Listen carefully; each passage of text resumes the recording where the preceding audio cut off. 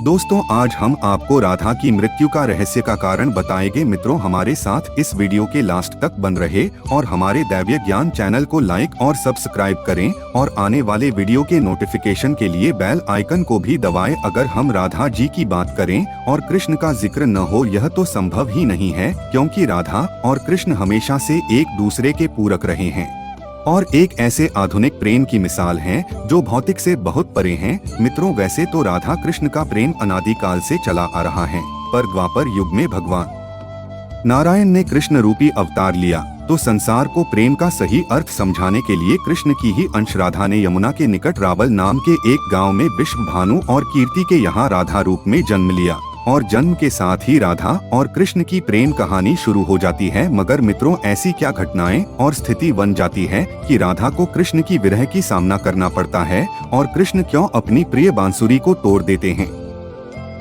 इन सभी सवालों के जवाब हम इस वीडियो में जानेंगे। मित्रों, कहा जाता है कि राधा जन्म से अंधी थी और स्वर्ग लोक से यह वचन लेकर ही पृथ्वी लोक पर आई थी कि जब श्री कृष्ण की प्रथम दृष्टि उन पर पड़ेगी तभी वह संपूर्ण जगत को देखेगी, अन्यथा नहीं। तो देखा आपने कैसे शुरुआत से ही दोनों एक दूसरे से जुड़े रहे हैं। बचपन से ही कृष्ण अपनी लीलाओं और बांसुरी की मधुर धुन से पूरे बरसाना वासियों का मन मोहित करते रहते हैं और राधा और कृष्ण तो 8 साल के उम्र से ही अपने प्रेम का आनंद लेने लगे थे।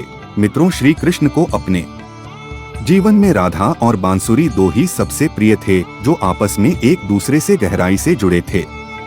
मित्रों, जब भी श्री कृष्ण बांसुरी बजाते, राधा उनके पास दौड़ी चली आती और घंटों तक बांसुरी की धुन में मगन रहती, जो कि उनके प्रेम को और बढ़ाता गया। वो यमुना नदी के तट पर बैठकर घंटों समय व्यतीत करते थे, पर उनका यह सुखद समय कुछ ही वर्षों का था, क्योंकि जैसे ही कृष्ण के मामा कंस को उनके वृंदावन में होने का पता चला, उसने तुरंत ही मथुरा में युद्ध का निमंत्रण दे दिया, जिसके लिए कृष्ण को अपनी यशोदा माँ और पूरे गांव के साथ राधा को भी छूकर जाना था। मित्रों, कृष्ण और राधा दोनों को पहले से पता था कि कृष्ण अब वृंदावन वापस कभी नहीं आ पाएंगे और बहुत समय तक एक दूसरे से मिल भी नहीं पाएंगे। तो इसलिए मथुरा जाने से पहले राधा ने कृष्ण से 2 वचन लिए, जिसमें से पहला वचन था कि राधा के हृदय में हमेशा केवल कान्हा का वास रहेगा और दूसरे वचन के अनुसार मृत्यु से पहले उन्हें कान्हा के दर्शन होंगे। परंतु इन वचनों को देने के बाद श्री कृष्ण को पता था कि राधा उनके विरह में बहुत विलाप करेंगी, तो राधा हमेशा खुश रहे। इसके लिए श्री कृष्ण ने भी राधा से वचन लिया कि राधा को श्री कृष्ण की याद में अब एक भी आंसू नहीं बहाना होगा। यह वचन लेने के बाद श्री कृष्ण मथुरा की ओर बढ़ जाते हैं और राधा वृंदावन में ही रह जाती हैं, जिसके बाद से राधा का वर्णन बहुत कम ही मिलता है। इसके बाद कृष्ण ने मथुरा जाकर कनिष्क का वध किया और अपने माता पिता देवकी और वसुदेव को मुक्त कराया और फिर उन्होंने मथुरा से आगे बढ़कर प्रजा की रक्षा के लिए द्वारका नगरी की स्थापना की, जिसके बाद से उन्हें द्वारका देश कहा गया। मित्रों, कृष्ण द्वारका में रुक्मिणी और सत्यभामा से विवाह करते हैं। साथ ही इनके अलावा भी कृष्ण की 16,108 रानियां थी, जिनमें से रुक्मिणी कृष्ण की सबसे प्रिय पत्नी थी। उन्होंने केवल श्री कृष्ण की छवि को देखकर ही उन्हें अपने मन में बसा लिया था और कृष्ण से विवाह के लिए वह अपने भाई रुक्मिणी के विरुद्ध भी चली गई थी। प्रेम पत्र के माध्यम से कृष्ण को बुलाकर और कृष्ण के साथ भाग गई थी।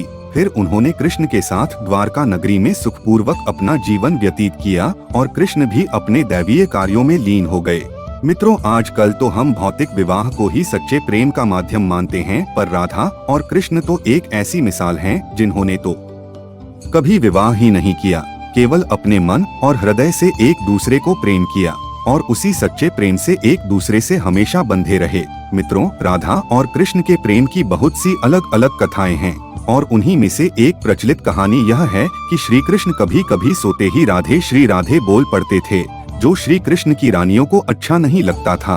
तो एक बार रुक्मिणी ने श्री कृष्ण से कहा कि है प्रभु, प्रेम तो हम सब भी आपसे करते हैं, पर ऐसा राधा जी में क्या है जो आप सोते हुए भी उन्हें याद करते हैं? तो कृष्ण बोले कि तुम एक बार राधा से मिलाओ, फिर तुम्हें खुद ही पता चल जाएगा। पर जाने से पहले राधा के लिए कुछ लेते हुए भी जाना। जिसके बाद रुक्मिणी राधा जी के लिए बहुत गर्म दूध ले जाती हैं और राधा के महल के द्वार पर पहुंचती हैं, जहां वो तेज और बोझवान स्त्री को खड़ा देखती हैं, तो उनसे पूछती हैं कि क्या आप ही राधा हो? तो कहती हैं, नहीं, मैं राधा नहीं, उनकी सेविका हूँ। राधा रानी तो 7 द्वार के अंदर मिलेंगी। तो रुक्मणी जी एक दो करके ऐसे सारे द्वारों को पार कर दी जाती है और जब वो राधा रानी के कक्ष में पहुंचती है तो यह पता चलता है कि राधा कई रातों से कृष्ण नाम जपते हुए झांकती रही हैं और अभी ही उन्हें निगरानी है। रुक्मणी राधा की सखियों से कृष्ण द्वारा मिलने के लिए कहने के बारे में बताती हैं, तो उठने में ही राधा उठ जाती हैं और कहती हैं कि कृष्ण ने आज मुझसे मिलने के लिए किसी को भेजा है। रुक्मणी आश्चर्यचकित हो जाती है। केवल कृष्ण जी का नाम लेने से राधा जागृत हो गई और उन्हीं के बारे में पूछने लगी।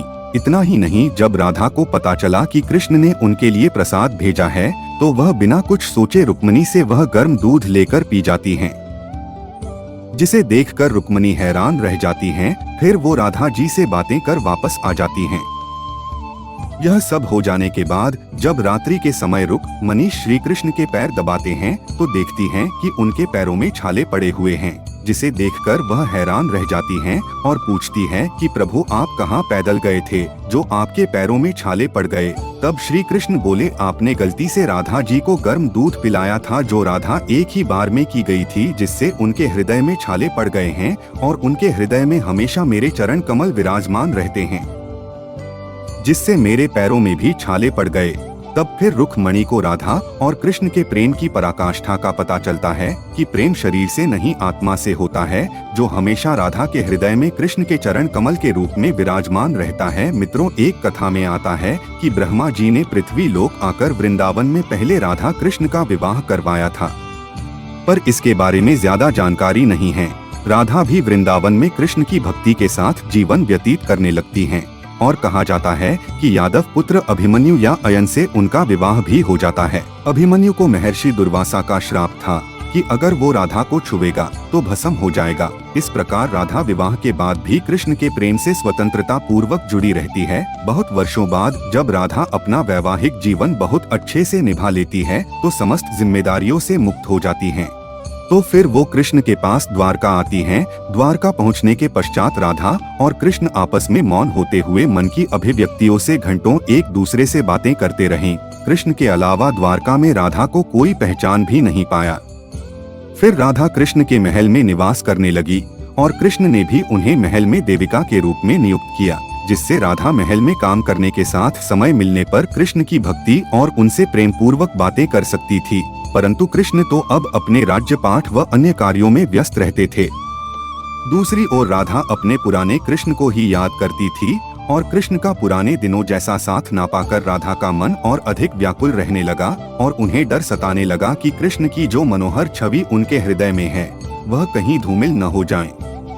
इसी डर से राधा ने चुपचाप तरीके से राज्य भवन और द्वारका नगरी भी छोड़ दी। जिसके बाद ऐसे ही कुछ समय और बिताने के बाद जब राधा का अंतिम समय पास आने लगा तब उन्होंने कृष्ण का स्मरण कर उन्हें अपने वचन की याद दिलाई। राधा के स्मरण करते ही कृष्ण वहां दौड़े दौड़े चले आए, परंतु राधा की अत्यंत दयनीय स्थिति देखकर वे अत्यधिक भावुक हो गए और उन्होंने राधा से अंतिम समय में कुछ मांगने को कहा, जिस पर राधा ने उनके सामने एक ही इच्छा प्रकट की थी कि वह अपने जीवन के अंतिम क्षणों में कृष्ण का वही रूप देखना चाहती है जैसे वो वृंदावन में देखा करती थी। वे उन्हें वही बांसुरी की मीठी धुन बजाते हुए सुनना चाहती थी।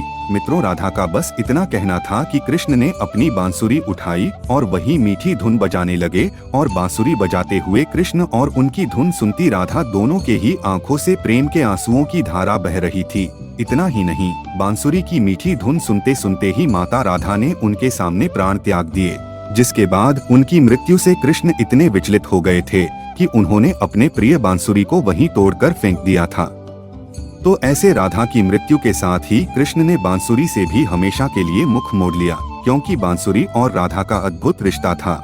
इसलिए राधा के मृत्यु के पश्चात कृष्ण ने अपने शेष जीवन में बांसुरी तो क्या किसी अन्य वाद्य यंत्र को हाथ भी नहीं लगाया। मित्रों, राधा और कृष्ण की प्रेम कहानी के लिए कहा भी जाता है कि एक प्राण दो देह राधा सनस ने ही, जिनके शरीर बस अलग थे लेकिन आत्मा एक ही थी। दोस्तों, अगर यह वीडियो आपको पसंद आई है तो इस वीडियो को लाइक करें। अब हमारी मुलाकात आपसे अगली वीडियो में होगी। अपना ख्याल रखें। आपका बहुत बहुत शुक्रिया।